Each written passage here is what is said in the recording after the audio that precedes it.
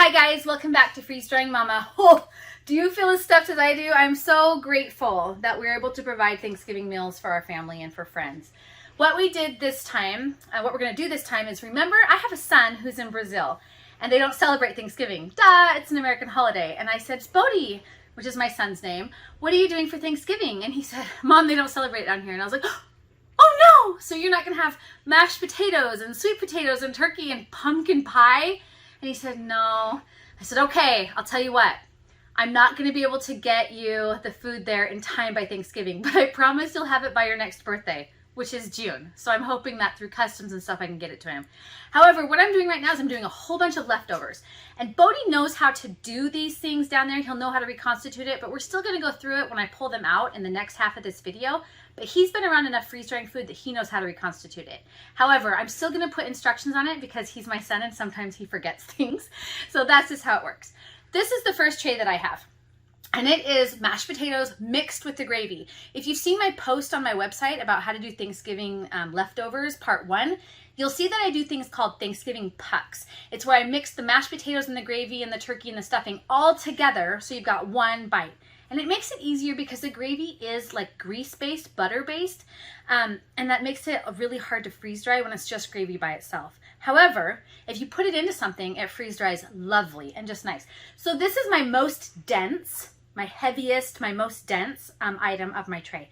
So since I have a medium, I'm going to put it on the third tray from the top. So 1, 2, 3, and this is a harvest rye. If you have some of the new ones, I do have one on order. And I'm gonna, we'll do like another test on that so you can see what it is. But for the sensors, for the medium tray, you want the third tray, for the medium shelves, you want the third shelf down for the sensors for the heaviest, okay? I'm gonna have my other son bring me another tray. Thank you so much. Okay, tray number 2. I have turkey, and I'm doing white meat for this because like I said, I'm not sure how long it's gonna take him to get there. And dark meat is a little bit of a greasier meat, which I love, and I love to freeze dry, but I always put it in my shorter term freeze drying thing, rather in my shorter term food storage for my freeze dried items, rather than my longer term, because white's meat isn't as greasy. Also on this tray, I have sweet potatoes. Now, my kids always roll their eyes because I'm like, hey, those aren't sweet potatoes. These are different. These are the Jersey sweet potatoes. They're only grown in California and they're shipped to Washington, Idaho, and Montana. I'm not sure if you can get them in Oregon, but those are the 3 states you can get them in. They're not yams. As you can see, they're more of a yellow. They're more of a subtle flavor. They're not quite as starchy as the yams are, and they don't have a nut aftertaste. What I do with these is I usually like just douse them with butter and brown sugar and all the things. But because I knew I was going to be sending these to my son, and because I'm also slightly keto, I try. I didn't want to overload them because I knew I was going to be putting marshmallows on. So for this one, I did butter, but 1 stick instead of 5, or however many I normally do. And then I did like a monk fruit sweetener with the brown sugar. The brown sugar, it's like a swerve version, and it turned out really well because the potatoes are already sweet on their own. And then I added the marshmallows. Now, I am not concerned with this freeze drying. I know it'll freeze dry well. I'm going to put a link to my other video down that shows you how to reconstitute freeze dried sweet potatoes. But this one right here, I know it's going to do well because marshmallows freeze dry well, potatoes freeze dry well, and sugar-free and low-fat content things all freeze dry well. So this tray is going to do excellent. I'm going to put this one on the second one from the top. Okay, next tray. We're doing a whole Thanksgiving meal up in here. Thank you. So now we have stuffing. In this stuffing, it's not just a box. I do the boxes because I'm super lazy. But I also chop up celery and I chop up onions, which I saute in butter. And then I do the water, the recommended water amount for whatever the box is because y'all, parent of 6, it's crazy up in here. And then I add all that and I do a bouillon broth, like a chicken bouillon broth, and I add all that together. This is one of Bodhi's favorites of all of the whole year. So I had to make sure he got a whole tray of it. This will probably be 2 quarts worth of Mylar bags, so 2 bags. And I'm gonna put this on the bottom because it is the least dense. It's just fluffy and I just wanna eat it right now. Okay, thank you. And this is the final one. Now, with lots and lots of practice, I know that pumpkin pie, no sugar added, is going to do phenomenal freeze-dried. It'll probably be the shortest one that will freeze-dry. But I also have whipped cream. Now what I did is I went with a whipped cream topping, kind of like Cool Whip, but not with like Cool Whip. It's the one that has the actual dairy in it. And I believe it's Western Family. I'll look that up and make sure and put a picture in the post when I do this. But you can see how it's a little bit shinier than the Cool Whip. This actually has milk in it. It's more milk-based rather than like the vegetable oil-based or the oil-based ones. So this will freeze-dry nicely. And I have tested out a few of them. This is my favorite one. Okay, so we're gonna put this one into the top. And I'm gonna put the more dense version in the back because I wanna be able to check the whipped cream when it comes out. All right, and I did not pre-freeze this. You can see it's all dusty. We're trying to get all of our shelves done and stuff. I'm just gonna tuck my little front guy here in the front. I'm gonna close it up, hit start. And this I'm gonna say is a liquid because I have mashed potatoes in there. And then I'm gonna say it's not frozen. And then I'm just gonna close that. I'll make sure and close my valve and I'm ready to go. Okay, we'll be back as soon as this is done. I'm planning on it taking about 48 hours because I do have the potatoes in there and I did them really thick. I'll plan on 48 hours. It most likely will take 56 because here's a little tip. I'm not getting up at 3 o'clock in the morning because my machine decides that it's done. I will add the time until I'm good and ready to pull it out, which means since it's Friday, it might not be until Monday when I pull this sucker out. And you know what? No judging. That's totally fine. Okay, I am off to see if I can eat any more sweet potatoes that were left out because I'm back on keto tomorrow. Woohoo! And we will go over this again and when we pull it out. Thanks, you guys. Hi guys. Okay, we're back out here and it's been 61 hours, almost 62 hours. And we're gonna check the food that's in here. So I press cancel. And if you have water in your bucket, make sure to pull your hose out before you open this. Open it slowly so it doesn't put too much, like it doesn't go really fast. Sometimes when I accidentally opened it and there was water in the hose, it went up and you can hear the ice cracking because the water went back up. So just do it easy.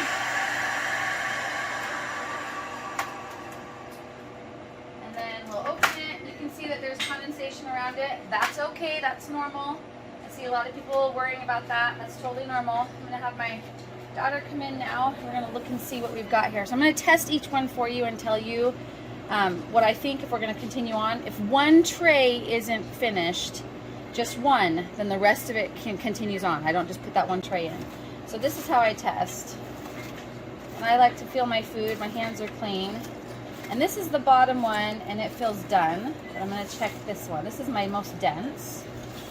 And I like to feel for temperatures. And if I'm not sure, I'll pull out my, and I'll feel in the very center. That feels pretty close to done. So let's check some chicken. I mean the turkey and the sweet potatoes. Everything feels warm and done to me. Again, we're gonna cut this one in half.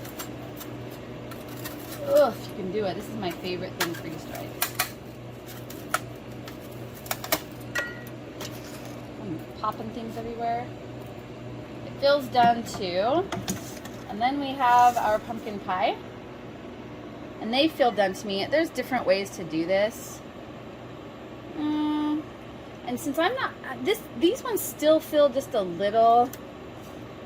What I'm gonna do is, since I'm not absolutely sure, they're gonna stay in. So what I'm gonna do is I'm gonna move some things around. So I'm gonna put this one down on the one that's below, right below it. Just to mix it up a little bit. These two are fine, so I'm just gonna leave them where they're at and not move them around. And I'm gonna give it probably another 6 hours. This is how I do this. I have the older software.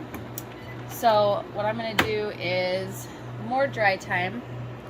I'm gonna close my drain. And this says it's gonna do vacuum pump cooling. Normally what I would do is I would just hit the leaf and make it go again. But instead, actually I am. Okay, so that'll start the pump again. And then what I'm gonna do is I wanna give it about 5 more hours.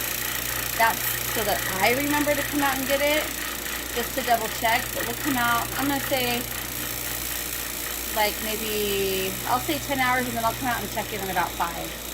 You can see that the temperature is still strong. It's already getting that suction, so everything's going the way it's supposed to. It is dry. I'm not quite sure on the pumpkin pie, and it's a no sugar added pumpkin pie that I bought from the store, and I want to be absolutely sure before I bake it, so I'll give it another second. Okay, as you can see, we're at 72 hours and 40 minutes. I added so much time so I would have time to do this whenever I want. I'm at 177 mTOR at 108 degrees Fahrenheit. So I'm going to hit cancel. And then I'm going to, remember, slowly let out. And I don't go crazy fast when I do it. So the one that I had problems with before was the pumpkin slices. We're going to check the pumpkin slices. And remember, condensation around the ring is okay. Ooh, I got things fluffing everywhere. Okay. So I'm just going to, I can tell that they're done just because of I've been doing this a while. But yeah, this is they're nice and warm. So I am just going to pull these out.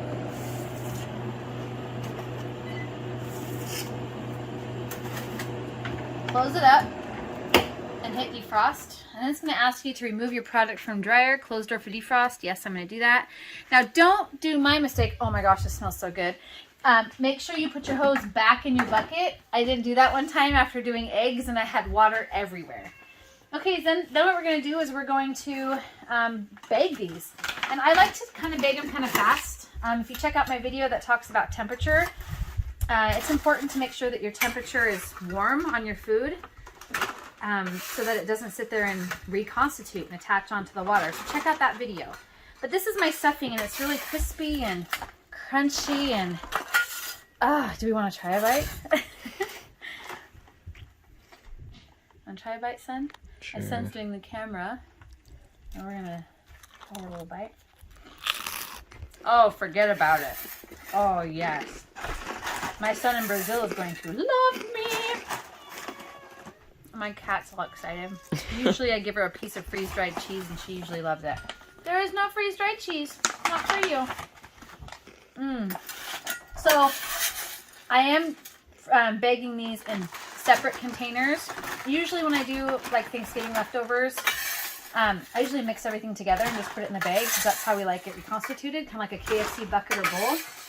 But my son, the one that I'm sending these to, he likes them separate and he wanted to make a plate, so that's what he's going to do. And for stuffing, the best way to reconstitute stuffing is to put it into a bowl or a plate, have hot water, and just slowly add it to your liking. Some people really like stuffing to be extremely moist and damp, and some people like it more on the dry side. I don't care either way because it's bread and bread is my friend. Sorry for the scraping. So I'm just gonna do that. Okay, so this one isn't all the way full. So what I'm gonna probably do is add a little bit of turkey to this one. Maybe just a couple. And then I'll scoop some mashed potatoes in there too. I'm just going to store that one until I get there. I'll do a little bit of mashers, and this can be a combo bowl for maybe for one of my other son's hunting trips or something for him to just add water to when it's nice and hot. So this is really dense. You can see how I'm picking up mashed potatoes in the thing, so that's awesome. Okay, so I have stuffing here. I'm going to do my mixed one right here just to keep it organized. And then we'll go back down here. And I'm not using resealable bags with this. Usually I do resealable bags, but I really like these ones for this type of a meal. And I'm just going to move my... Ooh, look at my turkey got stuck in the sweet potatoes. Sweet potatoes, let me tell you, sweet potatoes are like cement when you do them. But, oh, they're phenomenal. And if you do them with the... I know, you're supposed to make them with butter. But if you make them with the I can't believe it's not butter or margarine, you don't need to use as much. And then it seems to reconstitute easier. It's really weird. Probably because of the phospholipids, but that's for another... Okay. Oops. No. Stay there. There we go. So now I've got my turkey. Okay. So as you can see, this is literally what I'm going to be doing is packaging. the pumpkin pies I'm going to do in 2 separate bags, and I'm also going to include the whipped cream so he can just pull out the pumpkin pie and it can also have it on there. When he's reconstituting the pumpkin pie, everything else is pretty self-explanatory. You add your water. But the pumpkin pie, because you don't want the crust to get soggy, gross, what you do is you put it on your plate. You're going to take hot water and you're going to slowly add it to the pumpkin pie part of the treat onto the top. And if you just give it some time, it will absorb through, and then you're going to want to put it into the fridge to let it fully absorb.